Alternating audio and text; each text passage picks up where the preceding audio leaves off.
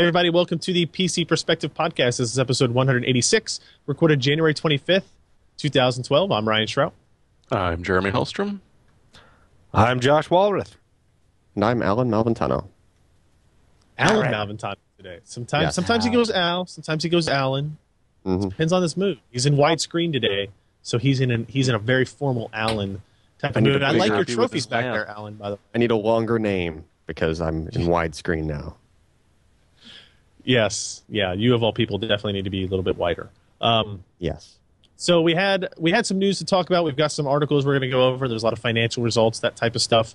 News. If you want to get in touch with us, 1-888-38-PC-PERS, our toll-free telephone number. It's toll-free in the U.S. and Canada. If you call outside of those regions, you're footing the bill for that. And then, of course, if you want to email us, it's podcast@pcper.com. Send us your suggestions, your questions, your ideas on how to make the show better. There should be a lot of those ideas, by the way. So send them on in. We welcome everything. So let's talk about a couple of things. First up, a Puget Systems review that I posted up. It's a really short review. It's basically like a system overview. Puget is a system builder, system integrator that we have come to have a pretty good working relationship with. They build really good hardware, and they do it in a quality manner. The Genesis line is actually their workstation line of computers, and the Genesis 1 indicates that it's a single CPU socket, single socket system, whereas they have a Genesis 2 line that is actually a dual socket system. The specs for this system included an Asus P9X79 Deluxe motherboard, Intel Core i7-3960X, so that's the highest end, most expensive CPU from Intel for the new Sandy Bridge E platform, 32 gigs of DDR3 1600 memory, which is pretty impressive on a workstation computer, especially. That's noteworthy. A PNY Quadro 2000 graphics card. So that's actually kind of interesting because consumers aren't really interested or concerned about Quadro graphics, and they tend to be pretty expensive compared to the, let's say, GPU compute performance that you get. So this Quadro 2000 card, even though it has, let me see, what did I reference down here? I think it only has like 128, 240 CUDA cores or shader processors or whatever it is you want to call them. It costs about $550, and that's just because of it's 192 shaders. Actually, I just found the result. So in terms of gaming performance, you're not going to get $550 worth of gaming performance that you might expect. That's obviously not the market that they're going after here with the workstation field. It's more about connectivity options and the software behind the Quadro platform that really kind of gives you the price hike there. It's not uncommon to see Quadro cards in the $5,000 and $6,000 range if you start getting into the higher frame buffers, 4 gig frame buffers on your graphics card and that kind of stuff. There is an Intel 510 250 gigabyte SSD, a 2 terabyte hard drive, and then a Blu-ray burner and that kind of stuff. So it's built on the Antec P183 chassis. It's a really nice chassis. It's kind of a little bit older, a little bit long in the tooth. You can tell when you look at the back because it actually has a cable that runs out to plug into a USB 3.0 port for the front panel connections as opposed to like an internal connection. That's how cases had done it for a couple of years or so. But it's a good, solid case. It's sturdy. These have been very popular. People build these all the time based on this hardware. So it's an overall, it's a good system. Performance was pretty good. It is not an overclocked processor. Most of the systems we get from Puget do include overclocked CPUs, but because this is a workstation machine, again, it's for a different audience. It's for people who they have to have completely stable working platforms. Their day-to-day work depends on these systems, and it's not something that can just be easily swapped out should something go wrong. So price pretty high as you expect, especially with a $600 video card and a $1,000 plus processor, 32 gigs of memory. CPU performance, obviously exactly where you'd expect it. Fastest stock processor you can buy. It's definitely gonna excel there. It's priced at about $4,400, which is way up there. And in fact, it's below 9,000. It is below 9,000, which is good, right? It's a good starting point. And even in this case, I kind of mentioned in the conclusion that it's a higher markup than we see percentage-wise than the Puget gaming systems. And again, that kind of comes down to workstation markets are kind of used to these prices. It's not out of the realm for them to spend $5,000, $6,000, $7,000, $8,000 on a computer. And if you go look at Dell or HP's websites, you can configure a $9,000 workstation computer, dual socket processor, motherboard, really, really quickly without batting an eye. So this is actually kind of on the budget side of a workstation machine. So keep that in mind. But again, for I think the vast majority of our users that are interested in gaming, this is definitely not the system you want to look at. They have other great lines of PCs, including like the Deluge, which is like a water-cooled base system, Serenity if you want quiet PCs. So take a look at this if you or somebody or your business maybe is looking at workstation-based computers. You can check out that review of the Puget Systems Genesis 1. And then the other kind of interesting article that we posted up this week that was actually like kind of a specific hardware review is the Gigabyte GeForce GTX 580 Super Overclock card. And so this is an overclocked GTX 580 GF110 based part, 480 CUDA cores. And I believe the default clock speed of this core is 772 megahertz. And this one runs at 855 megahertz. So it's a noticeable increase in clock speed. You still have a lot of headroom to overclock this further. They do use a custom cooling solution that is much better than the reference design. The subtitle or the subtext of this article is the last hurrah for Fermi, because we all know we're getting relatively close to when Kepler will come out. But there are still, we're more than a year past the introduction of the 580, and because of that, you see all kinds of these custom designs, these overclocked cards, these improved coolers. One of the things I like about this card is that it is still a 2-slot card, but it's like 2 slots minus. It's actually the cooler. You'll see a lot of 2-slot graphics cards that you can tell just by looking at. They're kind of going just past 2 slots and hoping nobody's going to notice or run into any kind of configuration issues. This one's actually 2 slots. The other direction, where it actually is a little bit smaller than 2 slots. It's still going to require two back panel expansion slots on your case, but the cooler is compact enough that it's not going to get in the way of other things, which will help with airflow if you're doing multi GPUs or if you have other cards kind of plugged in right there. So performance on it is pretty much where you would expect. Since the release of the 7970, the 580 is no longer the fastest single GPU graphics card. Since the release of it, the 580 is not. And because of that, now we maybe look at the 580 as a little bit different light. It's $499. I think this card's like $4 or $529 because of the overclock speeds and the custom cooler. And it's still not able to catch up to the 7970 in most of the tests. I think there are a couple of instances where it is actually able to kind of bridge that performance gap. But it is $50 less than the Radeon HD 7970, which is actually showing up as in stock. So we'll talk about that a little bit later in the podcast as well. So it's still a niche product. It's still a $500 plus video card. I mean, there's not a ton of buyers for that. But if you're looking for a high-end card and you're kind of an Nvidia person rather than AMD person, and there are definitely some reasons to do that. They tend to have better driver support. They tend to have better performance out of the gate for day one on new game releases and that type of stuff. They tend to have better multi-GPU support, even though we've had problems with both of them recently. Nvidia has the track record of being better at that day one type stuff. So it's definitely it's worth a look if you're looking for a high-end graphics card for your system. Maybe you already have a 580 and you're looking to get that SLI kind of set up running before the 580s start to clear out of inventory and stuff like that. I feel like we're still a ways, several months, if not more, before that happens. But if it's something to keep your eye out on, and it's a really good high-end card for that market. So you can check out the full review there. All the benchmarks, power consumption testing, all that kind of stuff is, of course, at pcper.com. Now, we're going to talk about money. Money. Some companies women? make it. Women? They're and related. money. They're related. I don't know. I didn't see anything in this story about Intel's massive Q4 earnings that mentioned women specifically, but you can enlighten me if there was something that I missed. So how much money did Intel make? What was that, Jeremy?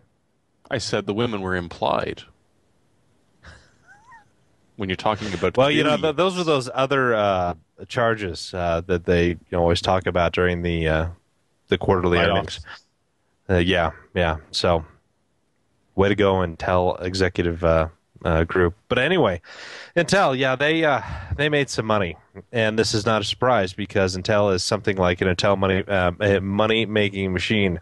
They print it, except it's printed on silicon, and then they exchange it for money or something like that. But yeah, they made $13.9 billion in gross revenue last quarter. That is a record, and I constantly have been saying throughout this year that is a record, because they have had a record-breaking year.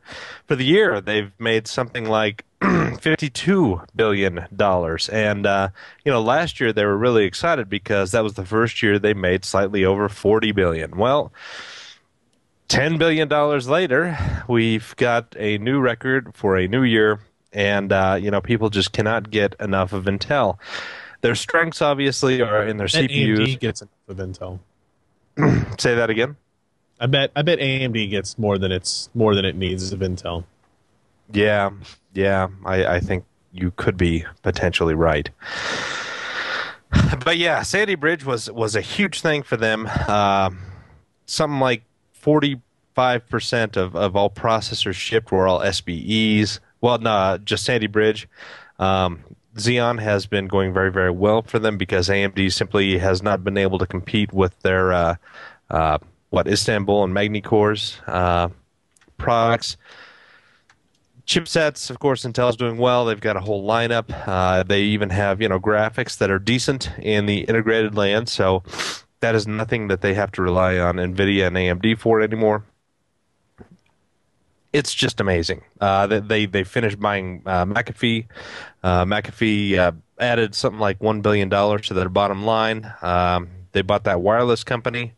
Infineon Wireless, or I can't remember what. They turned that into an Intel company, and they're trying to get into more wireless communications and phones. We talked about them a lot at CES, and of course, the key word there was Ultrabooks and 22 nanometer products. Ultrabooks will be coming out later. Well, actually, they're starting to come out now. Their 22 nanometer stuff is going to start coming out in March.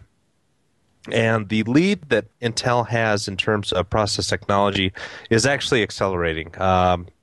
Global Foundries can't keep up. TSMC can't keep up. And, of course, anybody else who does not own fabs that have the square footage of clean space that Intel does, they're just simply not going to keep up because Intel makes $13.9 billion a quarter, and a lot of that money can go to process tech and R&D.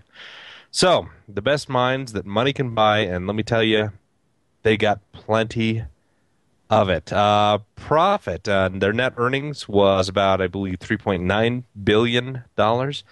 If you consider AMD makes about $6.2 billion a year. So, 2 quarters, Intel makes profit more than the revenue of AMD. Right. So, this really is a big David and Goliath thing, and Intel has really got them cornered and up against the ropes.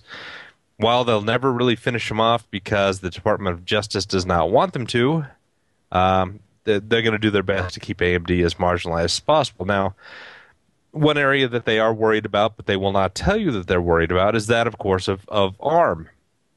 And right. To compete against that, they're releasing these Medfield Atom SoCs, which are, of course, based on Atom. They utilize the Imagination Technologies graphics product to kind of lower power consumption as compared to the Intel Extreme graphics or Intel 3000 series graphics that we've become so used to. These are first going to be seen in phones in China. Lenovo's releasing the K800 phone. It's going to be the first Medfield based. It's going to be kind of a thick monster, it looks like, because that Medfield SoC pulls down a little bit more wattage than pretty much any other ARM based SoC that we're seeing in the tablet and phone market. China's one of the largest installed base of cell phones, and so Intel feels like this is a pretty good place to start. In the North American market, they partnered up with Motorola. Motorola will be introducing in Q3 one of their first Medfield phones. Excuse me, and they're trying to really get into there. They're trying to get into more tablets. And Ultrabooks is kind of just the beginning. They've got Sandy Bridge parts that are down to 17 watts. And if you think about what else we have seen at around the 17 watt part, the VIA processors were around 17 to 18 watts. The AMD Brazos was an 18 watt part. And so we're seeing these core processors that have really good performance, decent graphics, all in a TDP that is more suitable for these Ultrabooks, and we'll probably see this year some more higher-end Atom parts that will hit into the 5 to 9 watt TDP range. And I'm trying to think what else they talked about, because all I ever want to talk about is stinking Ultrabooks. Now it's going to change. Oh, and the cloud. Yeah, we're going to talk about the cloud, because everything's going to the cloud, and they've got their what is the new Huntley or Moogly, or hell, I can't remember what the code is for the new Xeons that are going to be coming out. They're based on the Sandy Bridge E cores, which are their native 10 core products. Well, are they 10 core? I don't know on the Intel ones. I know we saw that rumor about the. No, they're I think they're native 8 core, but they can do 16 threads, and those are shipping out. They apparently are shipping very, very well. They're outpacing when the Halem was released on the Xeon market. They're outpacing that by a pretty significant degree, and so this is another area that Intel is just going to clean up on. Knight's Corner is going to be pushed out here pretty shortly. I think in the next 6 months. It's something like a 64 core part, and each core has a 512-bit vector unit attached. It can do 1 teraflop of double precision. It's it's going to be a beast when it comes to competing with Nvidia and AMD and the GPU kind of space. Anything you want to add, other than they're just kind of chewing bubble gum and?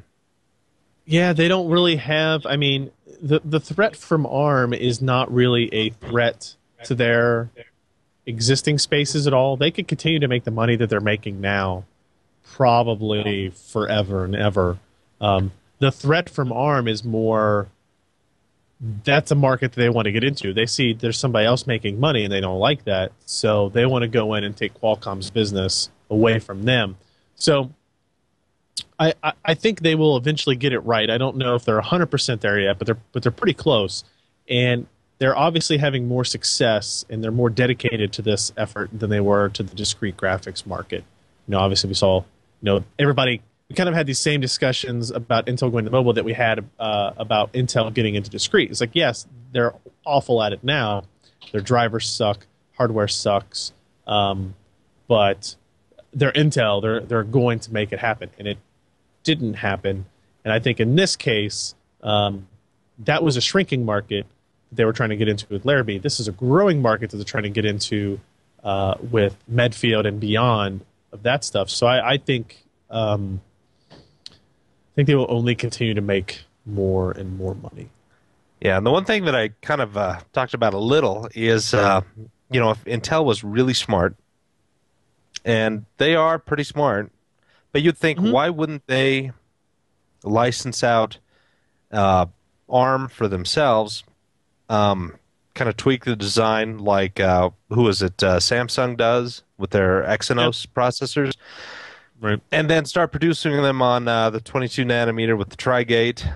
I mean, they would just clean house. Everybody else is stuck right now currently at 40 nanometer. They're trying to go to 28 nanometer. And if Intel were to do that and put, another IMG, Imagination Technologies graphics part on it, they would just clean up. Do you think they would run into any legal issues with that, trying to license ARM? Would there be any DOJ issues? No, I really don't think so. I mean, if you look at because they would be entering a highly competitive market. Exactly. They would be the new member there. But yeah, I mean, if they were to, take a year and design something around that. Is Intel kind of like Microsoft, where they just can't get rid of that? Like Windows can't get rid of the registry. They can't get rid of their legacy software package. That Intel is maybe they can't get past x86. They kind of tried it with Titanium, a totally different market, obviously. Well, maybe they think that they're actually, undermining their own technology base by doing that. Yeah. I see a world where x86 and ARM can happily coexist, but Intel probably says, you know what, we could, make more money doing it this way, but we possibly could erode our market share in the x86 market, and that's where the bread and butter is right now, so why would we want to do that? Instead, let's try to shoehorn this x86 technology, into the mobile space. And certainly when they come out with the 22 nanometer parts based on x86, I think really they're only going to be pretty much competitive with the other guys' 28 nanometer products, even though it's essentially a full jump because there's not as many tweaks on the 28 nanometer process from TSMC as compared to the full custom work that Intel has on their 22 nanometer process. Just the inefficiencies in the type of workloads that we've seen and the programming is, it's just not. I mean, they'll be competitive with each other, but I don't think it's going to be the big jump ahead that Intel is trying to get everybody else to believe. All right. Well, that's enough about how much money Intel has been making. Let's talk a little bit about the other side of that story. AMD, who is still not making money, but they're making less. They're losing less money than people expected, so that's a positive thing, right? Yeah. Excuse me. I've got some postnasal drip, and I'm sure you all wanted to hear about that. That's awesome. That's perfect. It is wintertime, and I have two small children. So yeah, AMD, a week later, they announced their own results for Q4 of 2011, and they were not nearly as impressive as Intel, obviously. The past year has been challenging for AMD because they've been trying to transition to 32 nanometer with their new Bulldozer cores. They've been transitioning with the new Llano cores, and neither of those have been smooth sailing. Llano had problems with yields. It was yielding very, very poorly at the beginning of this year when they started to manufacture them. They kind of fixed some of those enough that they could release the part in both mobile and desktop by the time Computex rolled around. Bulldozer came out much later than expected, much slower than expected, and it actually ran a little bit hotter than a lot of people were, again, expecting. When we consider also that AMD had some 45 nanometer issues, that's the older cores, the Phenom 2s. We saw kind of a nosedive in the amount of Phenom 2 X6 products that were in the market. And at first we thought that, hey, they just stopped producing these altogether. No, it was a huge batch of 45 nanometer orders that somehow got screwed up, and they fixed those by now. And they kind of recovered by the end of December, the end of their Q4 period, and they came away with $6.9 billion in 1.69 billion in gross revenue, but their net income was negative. It was like minus 135 million. And you first look at that and think, oh great, AMD's lost money again. But their losses actually came from several different things. If you didn't count the write-down that they had on their value of Global Foundry shares, which they now only own something like 8.8%, the money they had to give to employees that they cut off, and a couple of extra other charges for some Global Foundry orders. They actually had made something like $179 million for the quarter. in the positive, but all of those write-downs and one-time charges, took that off.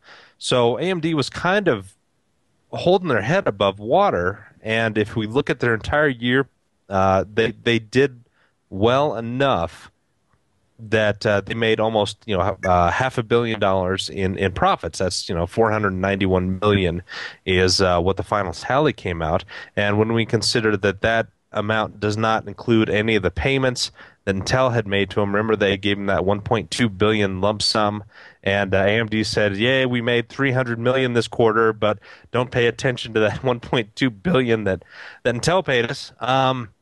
Pure they have profit. got their and they have finally got their business seemingly under control. That they've got costs under control. They've got some good agreements installed with both Intel and with Global Foundries. They've stayed competitive, even though their products aren't as good as what Intel is offering on the CPU side. Now, when we look at the graphics side, they kind of had a hit. When we heard about the hard drives, possibly causing issues with PC sales, it didn't actually affect PCs as much as people were expecting. What it really did affect was that of add-in cards, because if you think about it, the prices on these hard drives have gone up. We now have integrated graphics from all the guys that are all pretty decent. And when people are looking at the prices of a product with free integrated graphics that's pretty good, and then you add in an add-in card and you start looking at the price difference, and you jack that up with the higher priced hard drives, people started to really focus more on the integrated graphics to save money, because if we get a couple of percent more performance with a standalone card, I mean, what's the big deal? I get to save 70 to $100 by just going integrated graphics, and that's going to be fine. And a lot of the manufacturers kind of saw where the hard drives were skewing the prices up, and so they cut down on the add-in boards that a lot of these products had. So it wasn't that the hard drives affected CPU sales, but it really affected hard drive sales. And also AMD took a hit in the notebook graphics, because both Intel and AMD have good integrated solutions. And so we see fewer notebook manufacturers utilizing these standalone graphics cards and chips. And, even though AMD is gaining share with the APUs, they've been losing it with notebook discrete graphics. And so, GPUs took a hit for AMD this year, but it's still not terrible. Again, they released the 7000 series. They're happy that they have the highest performing graphics card on the market right now that you can actually buy, at least today. I'm trying to think what else. Anything else jump out at you at in the AMD earnings or my article? No, I mean, other than the outstanding writing quality. Oh well, yes. Nothing really surprising, I guess. What will be, I think, more telling for AMD in the future is what happens the next 2 weeks after their kind of financial analyst day, where they've already announced that they're going to really discuss their roadmap and what the plans for the company are, right? And it sounds more and more like it's a really dramatic shift. Yeah, and the other thing that they talked about, they're very excited about Trinity. That's the pile driver core. It's got the enhanced APU, graphics portion on the APU. It's going to go down to a 17-watt TDP at the lowest, so it's going to compete with Intel in the Ultrabooks, even though they can't really name the AMD Ultra Thin, Ultra Light, and Ultrabook, thanks to Intel and their patenting. That is a copyrighted word now, I guess. Yeah. Yes, that's just absolutely fantastic. Awesome. I wish that Apple would come around and say, "Hey, look, we had this first. Why you gotta hammer on us, man?" Of course, they all use Intel chips pretty much. So anyway, it's an interesting discussion in and of itself. Yes, but they're pretty high on that. They think it's going to be much more successful than Llano has been. Global Foundries has kind of sorted out their 32 nanometer process, and they do not believe that Q1 is going to be supply constrained as the past several quarters have been. But they're still looking at a seasonal drop off of about 8% in revenue. So they don't have to fill as many shipments as they did in Q3 and Q4. But at the same time, at least supply is not an issue for AMD, at least with 32 nanometer parts. And where it's going to be interesting to see what they do with Brazos, because in 2011, that was one of their major growth areas, was that particular APU. I think it sold something like 25 million of those chips, and we saw them in all kinds of netbooks and low-end notebooks, and even a couple of tablets. So that was probably their biggest success of the year, and it's going to be curious to see what they do, because they canceled the 28 nanometer products based on Brazos. Well, I think they're called Krishna and Wichita, and those are canceled. So we don't know really what's coming down the pike when it comes to that kind of ultra low power APU. Interesting. It will be. I think the next, like the month of February, will be very interesting for AMD, because they've got this whole new roadmap plan out, and then we expect to see many more parts from the Southern Islands GPU architecture, and we'll be able to see how well they're able to hold up from Nvidia's next wave, maybe coming later in the spring. So let's stop here real quick, take a break to thank today's podcast sponsor, and then get into a handful of news items for the rest of the show. We'll be right back. Thank you, MSI, for that. Let's see. Let's talk about a couple of things real quick. So we've kind of teased this already. We talked about Kepler a little bit. We know that it's coming soon. However, Jeremy, you might be the right person to talk about here, that there is news and information, a couple of interesting things. One is that it seems like Kepler is being pulled in terms of time frame, will be released earlier than expected, and one of the most notorious kind of, let's not say hater, let's say Nvidia,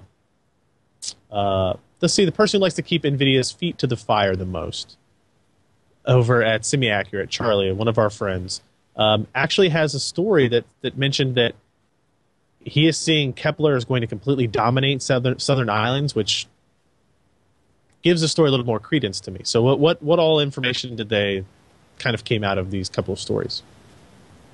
Well, once I made sure that I hadn't missed February and March, and it wasn't just suddenly April, yeah, it looks like GK104, pretty much the first silicon cards, the A4s, I believe, yeah, is actually arriving.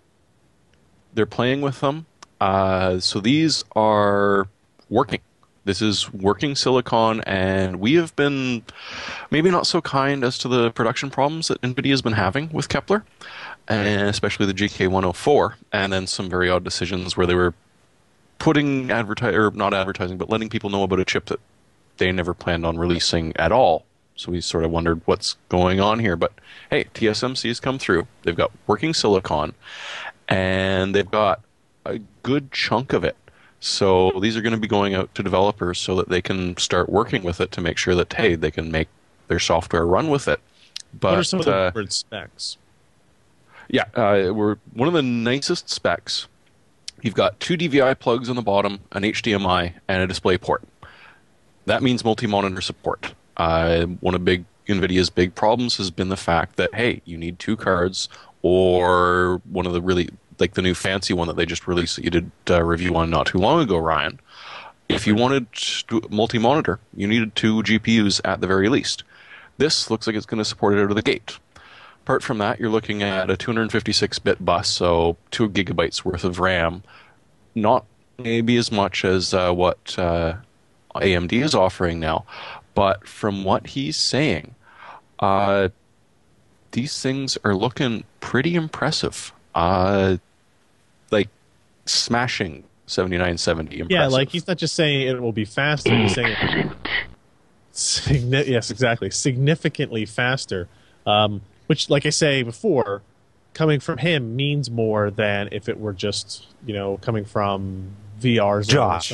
website, Yeah. Especially Josh. Viper layer. Yeah. And then the other nice thing that he heard about, and again, this, take this one with at least a half pound of salt. They're being pegged at being $299. So, That I doubt. Like, Nvidia is not the company that's going to undercut somebody. They're going to, if they think they have a really great product, they're going to make you pay for it. Well, especially since AMD's already set the benchmark. $500. Right. So it'd be interesting I would love it. to see. I would love it. I would love to see these low-cost parts kind of resurge that gaming market. I'm hoping at the very least we see this at $499, forcing the 7970 to go down to $450, forcing the other cards to kind of waterfall down in prices, as opposed to Nvidia coming out and saying, well, 7970 was $449, or I'm sorry, $549. We'll sell this one for $599 or even $649 because it's that much better. And then I'll probably have to strangle somebody. Yeah, $299. If they were to release that, you would hear a million voices of cry out in agony and then be silenced because all their partners have all these GTX 500 series cards that are left unsold and unsellable. Yes, with something of that magnitude. It's not like they haven't done that before, though, right? I'm trying to think when.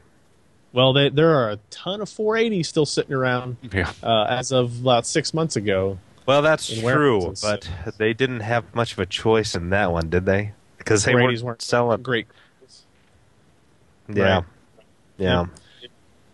Allyn, you want to talk a little bit about LaCie's Little Big Disk, which is creatively named, I guess, coming to Thunderbolt. Did we see this at CES at all?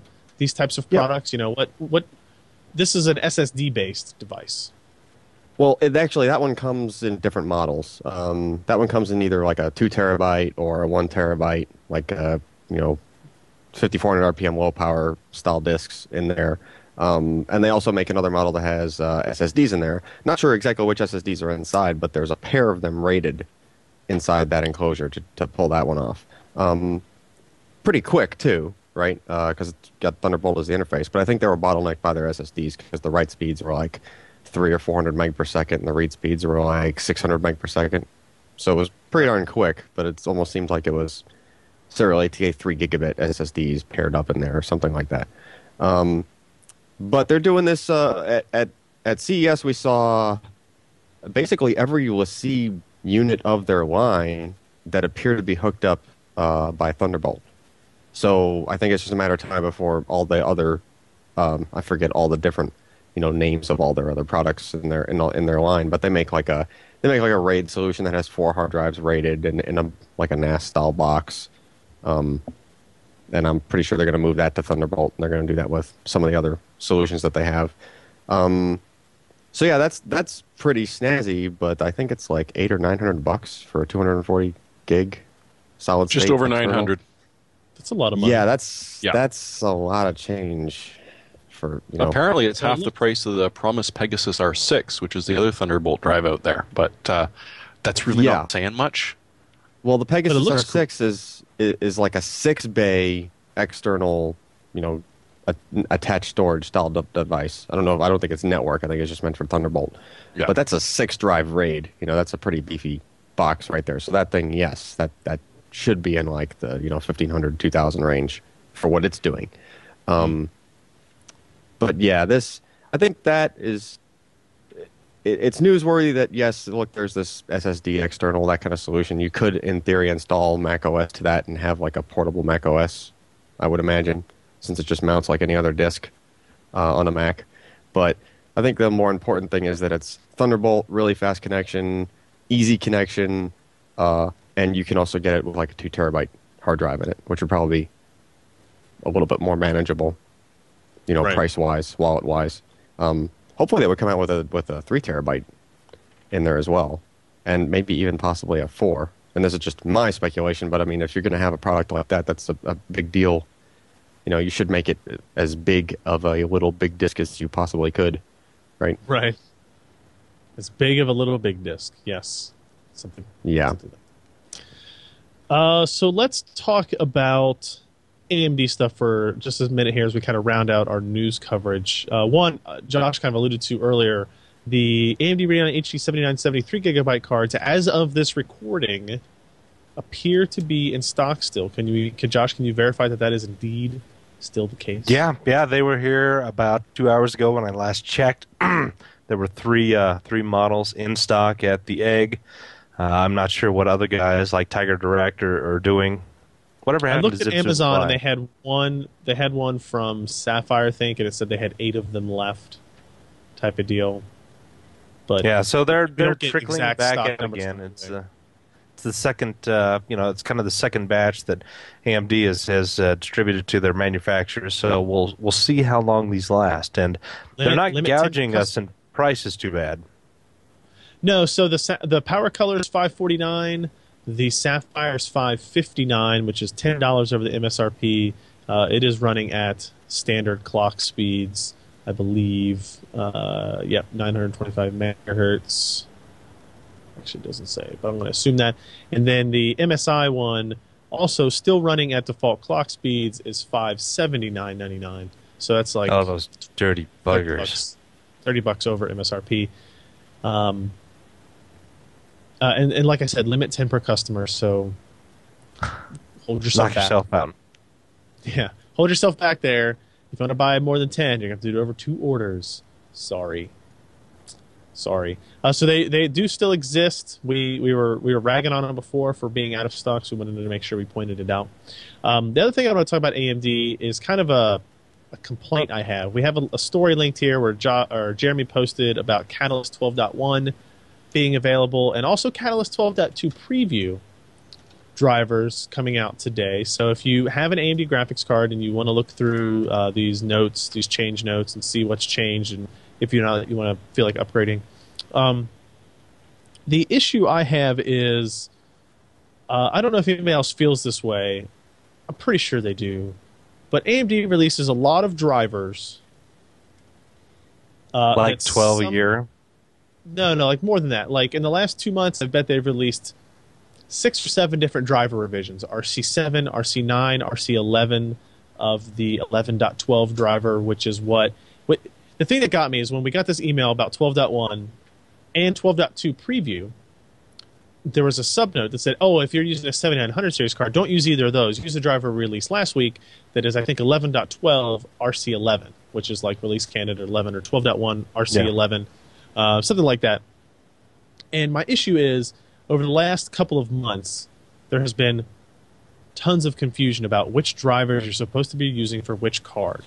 And they say, well, 12.1 offers better performance improvements. So 12.2 has these new features that we've been promising you, but it's in preview mode. So check that one out if you want to do new driver or new features. But if you want the performance improvements that are guaranteed, and you maybe want 12.1 or whatever it is. It's something to that effect, and it's if you follow some of the other media and editors online, you'll see lots of complaining on Twitter about not having any idea which driver you should be installing for even what reviews are coming up, right? So we're testing 7950 stuff or 7970 stuff or something like that, and we kind of have an idea what driver we're supposed to be using that's supplied by that, but then we're getting asked by internal people. It's like, well, did you try the RC11 driver? It's like, well, that one said it's not for this class of cards. And the consumer sees this as well, and they've also had a couple of instances where they post driver links on their own website, and it like links to a previous version. I think when they released the RC11 driver, it accidentally linked to RC7, and they updated it, but they didn't change the file name or the link name, so you didn't know if you got the right version or not, unless you went into the Catalyst Control Center and looked at the Dewey Decimal System that they have involved to tell you what driver revision you're using. And it's really confusing, and it's really kind of gotten out of hand, I feel, for the average consumer, the average enthusiast that wants to update their drivers.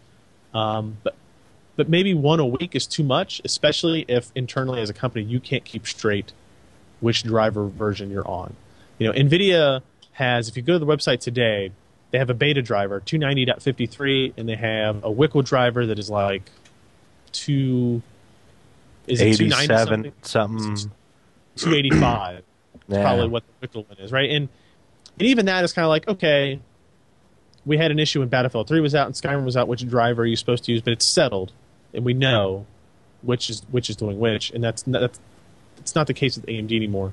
And I feel like in the last 6 months or so, that's been a downturn on AMD's side of the driver. That's why I kind of mentioned that at the beginning, talking about the 580 still being, in my opinion, better driver support. Both companies have problems with specific configurations, Crossfire and SLI and that kind of stuff, but in my opinion, Nvidia has a better strategy today. Even though we loved the idea of a driver release a month from AMD, but if they're going to do that, like, keep it organized in some fashion. If you're going to do preview drivers, you're going to do updates to old drivers as well as have your current driver, for whatever reason, it needs to be communicated in a much better way. Because if I deal with this every day of my life as my job, and I have problems understanding which driver I'm supposed to be using for a 6970 or 6870 or 7990, then the average consumer, the average gamer is going to have more problems. So they need to fix that.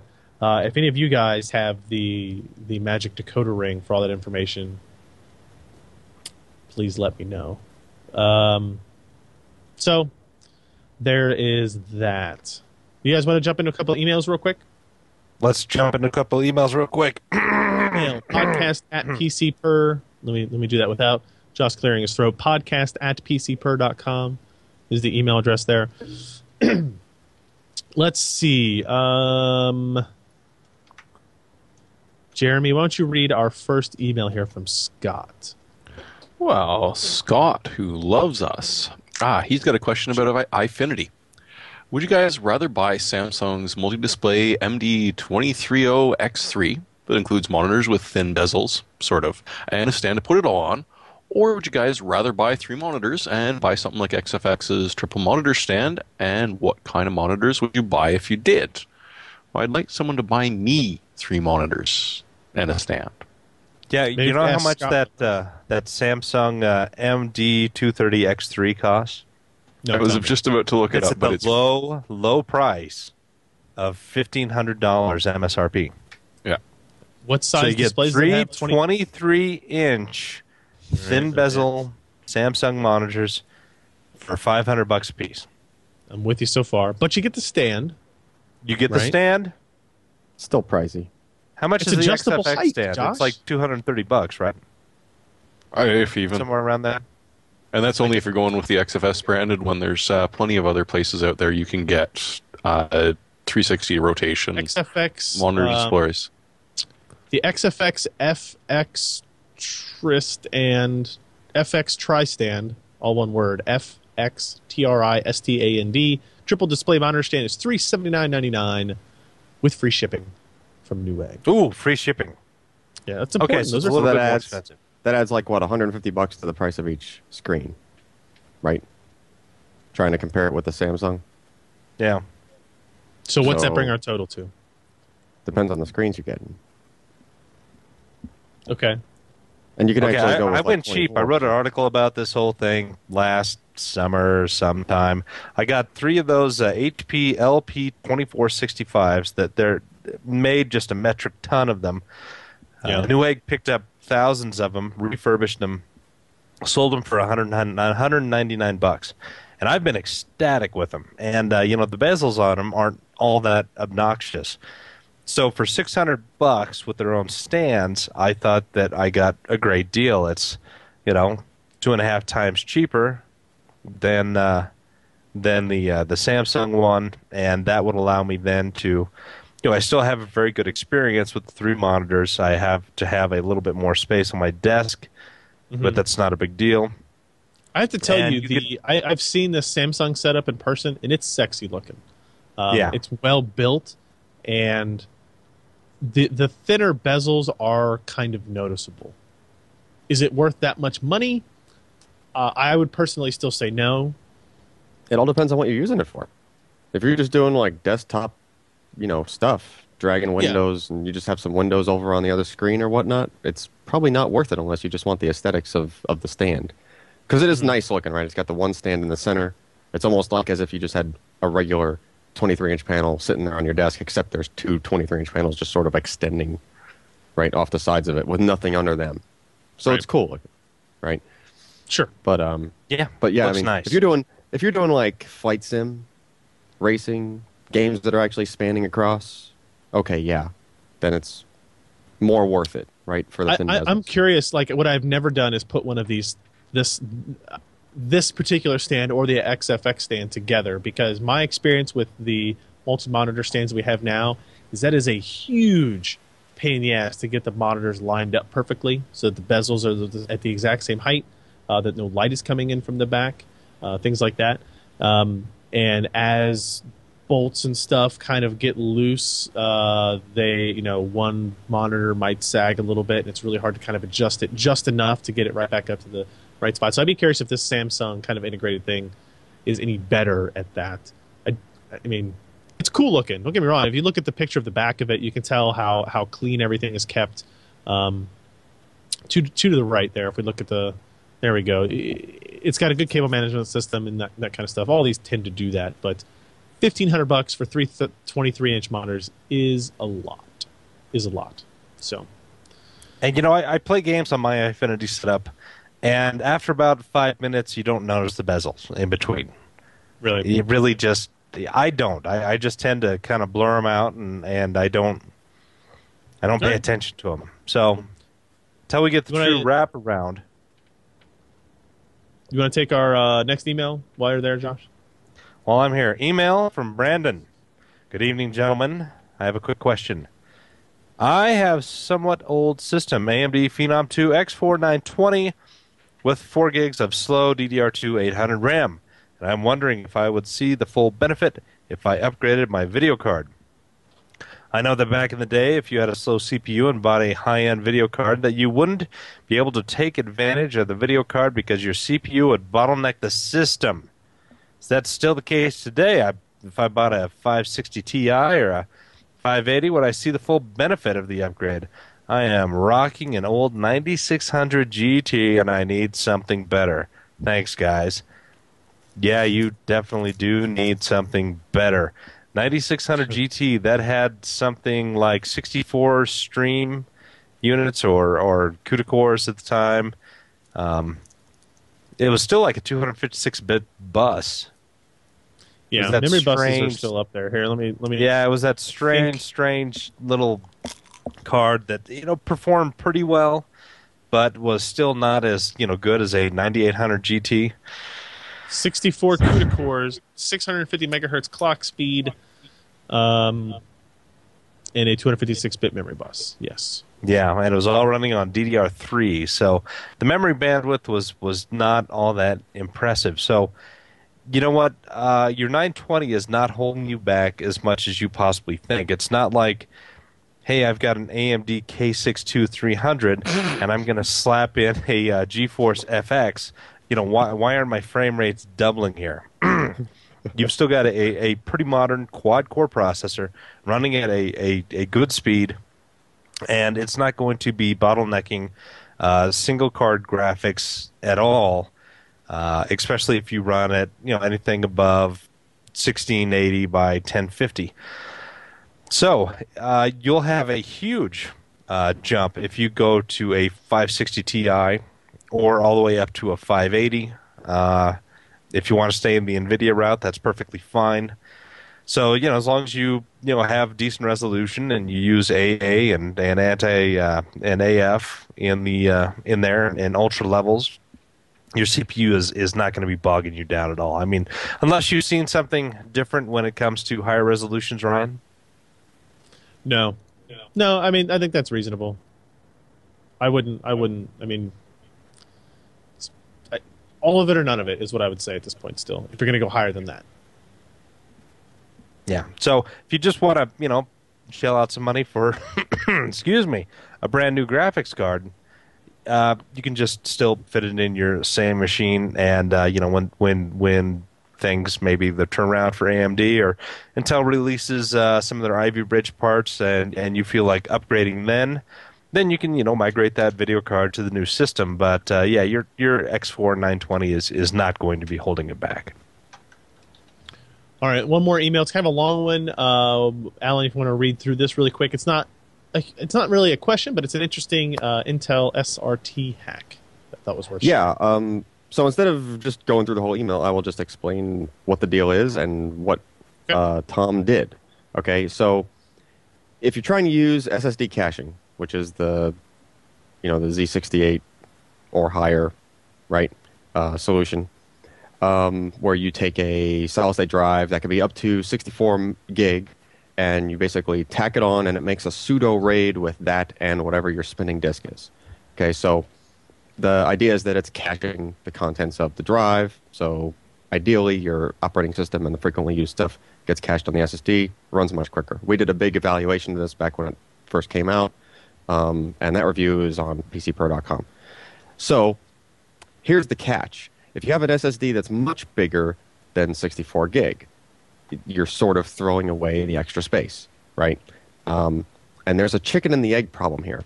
So say you want to install your operating system onto the non-SSD caching part of the drive, and then have a cache that's also caching your spinning disk.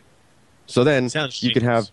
So it's an interesting idea, right? Because then you can have if the remainder of your SSD was big enough for your OS and whatever you want to install on your C drive, that's fine. And then you can have something like some huge thing like your Steam folder. 300 gig. Ryan can relate to this. He has like enormous Steam folders, right? Yes. Okay, so this is doable, but here's the rub.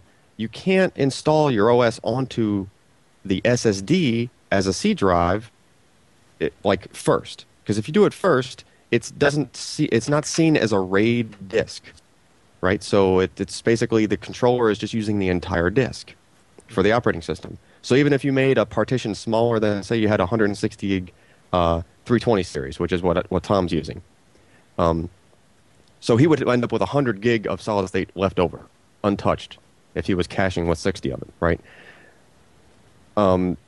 You can't just install the OS and make like a 100 gig partition, because the RAID technology, the Intel controller, is not smart enough to know, oh, he has an NTFS partition that's only taking the first 100 gig, I can just make the caching use the rest. It just doesn't work that way. What you have to pull off is getting the drive to work as a caching drive first, get it to allocate the first 60 gig for that purpose, and then use the leftover and make another drive that's like the C drive on that. The problem is that you can't set the caching up without a Windows install being in place already. That's the problem, right? So you basically have to use a drive other than that SSD and other than the data drive that you plan on installing all of your stuff to, just for storing, right? Like third drive, basically. Put that in temporarily, do a quick Windows install on that, install the RST software for the Intel RST. Then, while all of that's, now you have your SSD off to the side and your data drive off to the side, link those two together to use the caching for that. Okay, so now once they're linked together, then you can safely basically, yank your Windows install and start over. But this time, you're pulling the extra drive you stuck in there just for the purpose of putting Windows on to set up to configure your cache. You pull that, you're done with that guy. You pull the data drive, which now basically means that you have nothing but your solid-state drive with a broken cache. That's caching, but it's not caching anything, right? It just sees that there's some caching thing there. You do your Windows install with what's left, like basically what's after that, the 100 gig after that. Then once everything's all set up, you can plug your data drive back in, and then the cache will kick back in, caching your spinning disk. Does this seem like a safe process to you? It should be safe. I think the worst risk you have is the Windows install might not take properly on the SSD. You might just have to redo something there. But the way caching works is it's designed to not, it's not going to burn the spinning disk. It shouldn't burn the data drive. I would back up before I went doing this if you had some vital stuff on there. But the way that caching works is you could turn, once that's all set up that way, you can turn the caching on and off, or at least in theory you should be able to. And just doing that in general never messes with what's on the drive that's being cached, right? So the data drive, you can just turn it on or off. All you're really doing is just changing the performance of the data drive. So, yeah, it's a very it's a long workaround. It's a lot of work to get to where you want to get to. As far as I understand, it's the only way that you can pull that off. Like, there is no other, more intelligent way. I wish Intel could have made something like that, but I can't think of any real easy way to do that for the end user. Like, to have it ask you, oh, wait, I see you're installing Windows on this drive and it's not being used as cache, but if you want to do it later, do you want me to only use the first, X amount and save the rest for it? That's like, yeah, that's like a crazy prompt. And it would have to happen before you even boot it into the Windows installer on a new system. So, yeah, it's a very long, roundabout way. It is. Interesting if anybody out there is thinking about it or worrying about if they had an SSD that was that big and they had the same idea. So at least we know it works. Thank you, Tom, for sending that in. That was it was interesting. I don't know if I will use that on any of our like production-based stuff, but it's interesting for those out there that may be a little more flexible, that kind of stuff. Yeah, it is doable. One thing I'm curious to know from Tom, actually we'll probably follow up on them after this, but I'm afraid for him to find out, is that if you turn off the cache, did you just like, do you have to redo everything? Like, is it not going to recreate the cache at the beginning of that drive? Yeah. So it's kind of, I don't know. All right. Well, let's, since we've got it queued up here, I think we're ready to go. We'll take a voicemail here about memory qualifications on motherboards. Yes. Gainesville, Florida here, about 16, 32 gig RAM on the new LGA 2011 chipsets. Looking at the Asus Sabertooth, the approved list of memory doesn't go past 8 gigs. So you just have to spend, what do we have to spend several $100s for 32 gigs of RAM and just hope it works? Have y'all got any at that level that works and maybe that it does not work? Thoughts welcome. Thank you. Bye-bye. So I believe he's talking about, like, if you look in the manual or on the websites for these motherboards, they'll have like qualified memory kind of listings, what modules they have tested at certain configurations that they know works. I'm going to be honest with you. I've never looked at that stuff with any kind of like need to look at it, right? So I never thought, well, I'm not going to buy memory unless I know what's on this qualifications list, unless we're talking about like a server or workstation type platform where ECC and registered memory and all that kind of stuff mattered. What I think might be a better option for the consumer doing that is go to Kingston or Corsair or whoever's website that you're looking at buying memory from, and instead look at their specifications. If you find a 32 gig kit, see if they say it was tested on any particular motherboards, or at the very least tested on any particular platforms.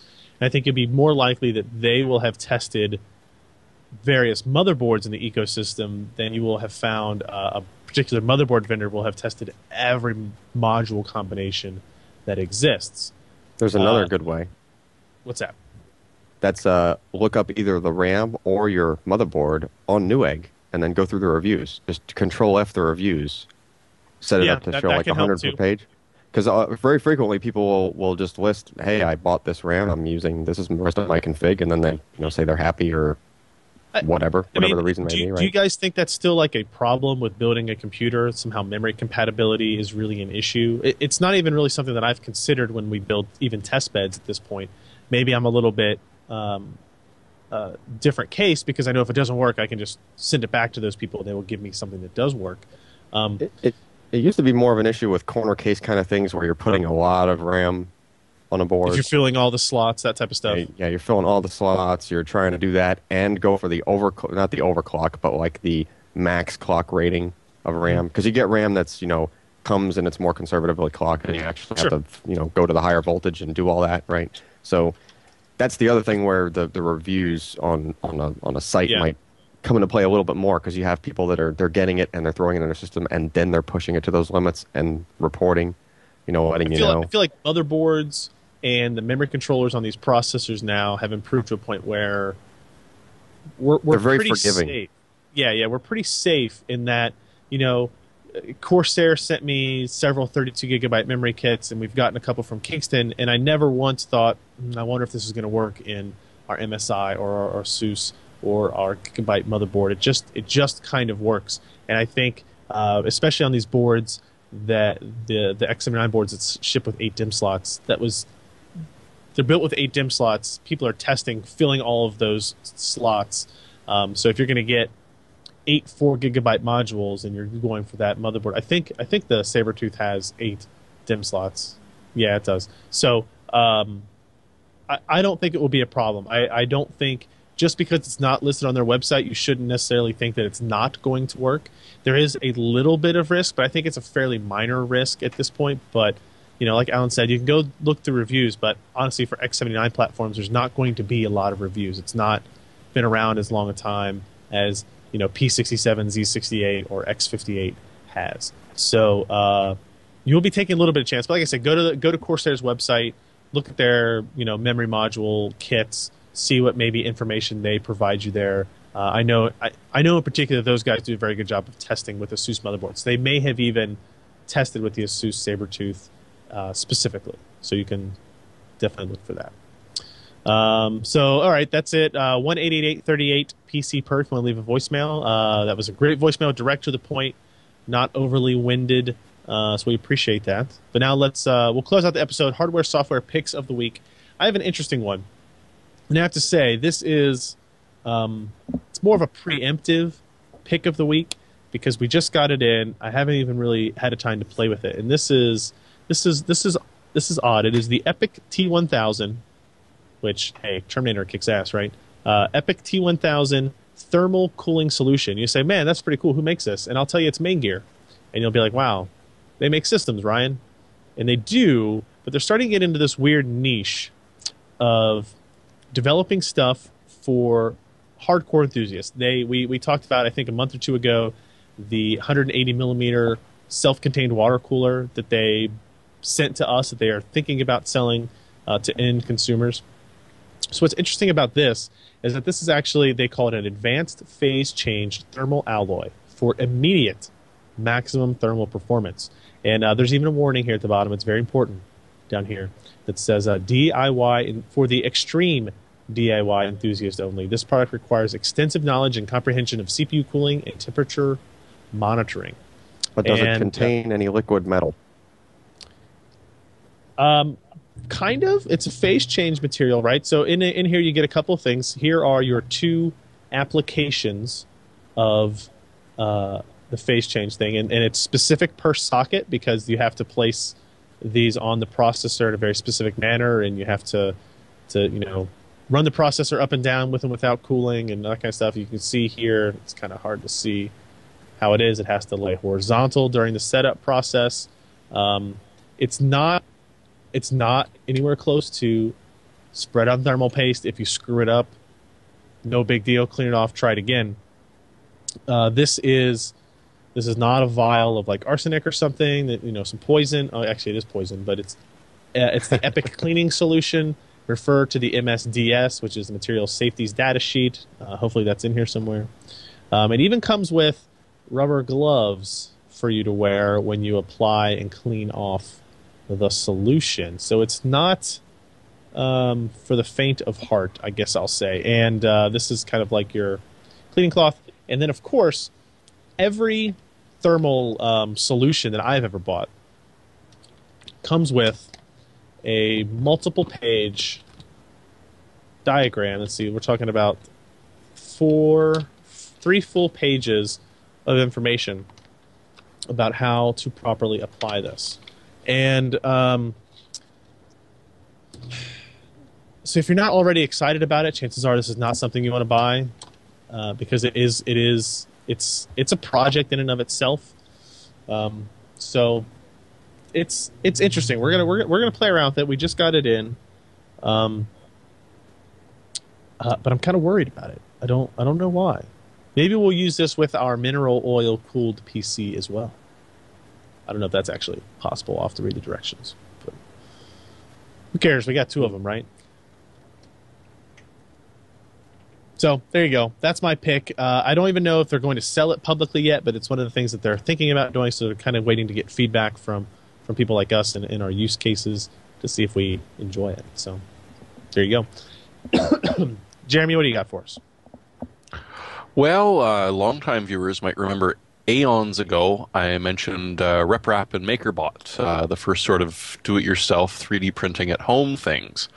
And, well, this week there was a very obvious demonstration of just how much progress has been made in this particular field. Now, the guy who did this actually did get a company called Shapeways to do it, which is a little better quality than you're going to get from your own MakerBot or if you actually go the whole RepRap route. But he printed out his own record album. And for the most part, it works. It's not brilliant, but hey, it works in the little Fisher-Price thing. And just to make it even sweeter, it's still alive from Portal. So we're now getting to the point where, hey, you don't have to worry about people so much copying an electronic song. Hey, they can just print their own if they feel like it now. It's a changing world out there. Have fun. Nice. Josh, next on me. You know, why do we get so sick with children? And you have dogs. Yes. Anyway, my pick. You know, I like memory. I like memory a lot. You do. You do pick memory a lot. I do, but you know what? It's one of those boring markets that just keeps changing. It's kind of bizarre. Yeah. You can get 2x8 gig DIMMs for $124. It's only DDR3 1333, but if you just want to have 32 gigs of RAM for $250, and you're probably not going to care, because if you need that much memory, speed may not be the biggest thing that you have to worry about. And plus, with modern processors, you know, unless you're running an a Llano APU, which then why in the hell would you want 32 gigs anyway, or even 16, as I tested? You know, $124, considering that a year ago that would get you 4 gigs of pretty fast stuff. That's not bad for 16 gigs in one kit with 2 DIMMs. So yeah, the 2 DIMMs thing is cool there, yeah. 8 gig sticks. All right, Allyn, wow us. Wow you? I will wow you with what I've been using for the podcast. Ugh. This thing. What? It's like, come on, this is relevant. So there you go. Logitech C920, 1080p. Easy. You plug it in, it works, and then you're widescreen. You have to have the bandwidth for it, though, as we have seen. You have to have decent bandwidth. I'm at 1.8 megabits. Really? Up. That's quite a bit. Well, I mean, it's using what it can. So I mean, if it does that count all your porn torrents, though? Sure. No, I got nothing else going on bandwidth-wise. It's just And how much is that? How much does that count? I think they're going for $100, aren't they? I don't know. Now? It's your pick, man. Yeah, it's Let's a C920. See. Logitech C920? Yeah. No, Google, I didn't want you to take me straight to Logitech's website. So it retails for $99.99. It's like $100. So you could probably find it a little bit cheaper at like Amazon or something. Which is what you'd have to pay, like, what, not even a couple months ago for the Quick Cam Pro 9000, right? The one we used to use. And it's really, really good quality. I don't know how well it's coming off on our live stream, but in our direct call, it actually looked really, really good. It looked noticeably better than the previous camera that you used, which was also a Logitech, but obviously an older model. Yeah, and it was. Does it have the Carl Zeiss lens? Yes. Yes, it does. Do you think they just more sensitive? Like it's name more now? light sensitive.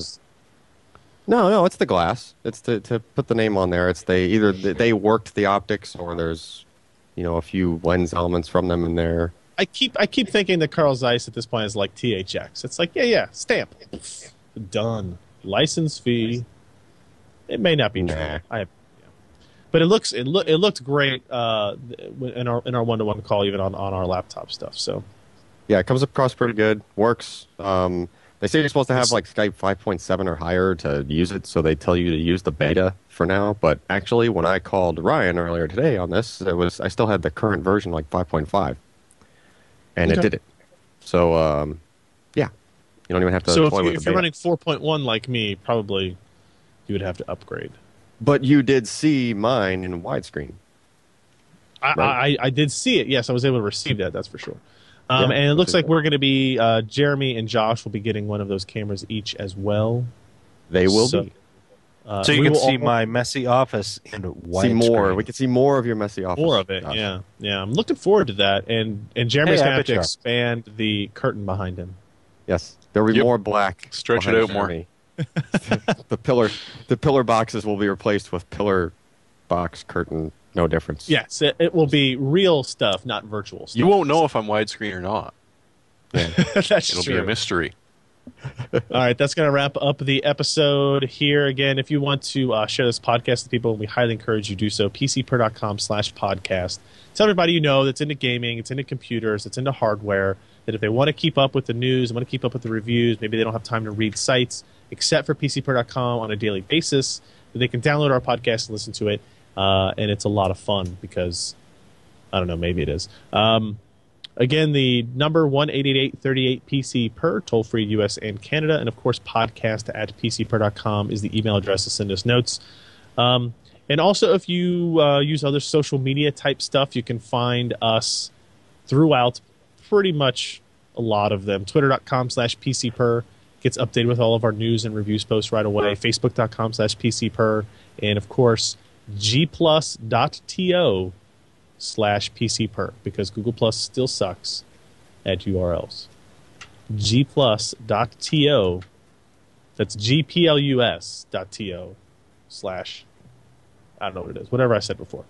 So that's it. We'll see you guys next week. For now, thank you everybody for listening. I'm Ryan Shrout. I'm Jeremy Hellstrom. I'm Josh Walworth. And I'm Alan Malventano. In widescreen. Widescreen. Ooh. Bye, everybody. Good night. Good night. I'm so scratchy. I don't know what's going on.